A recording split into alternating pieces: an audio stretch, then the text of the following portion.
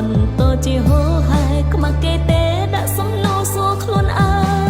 យជីវិតនាងថ្ងៃណាភ្លឺស្វាងដូចគេទៅមិនចង់នៅ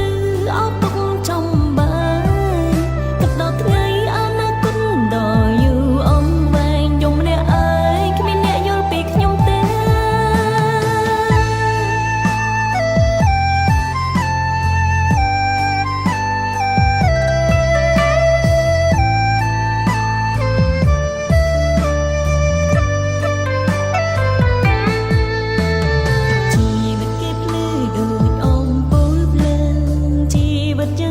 ភ្លើងដាញ់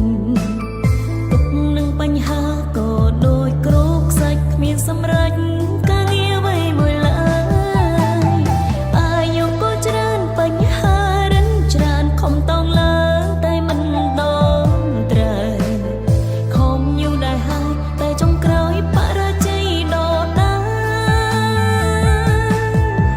ជីវិតនាងរកក្តីសុខមិនតន់ឃើញឡើយ20ចឹងហើយមាន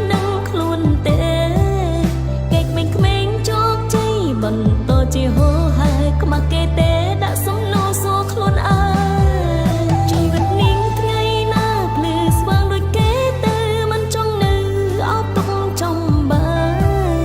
គិតដល់ថ្ងៃអនាគតដ៏យូរអង្វែងយំម្នាក់អើយគ្មានអ្នកយល់ពីខ្ញុំទេ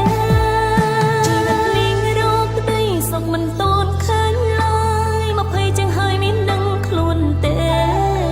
គេក្មេងៗបន្តជាហូរហែខ្មាស់គេទេ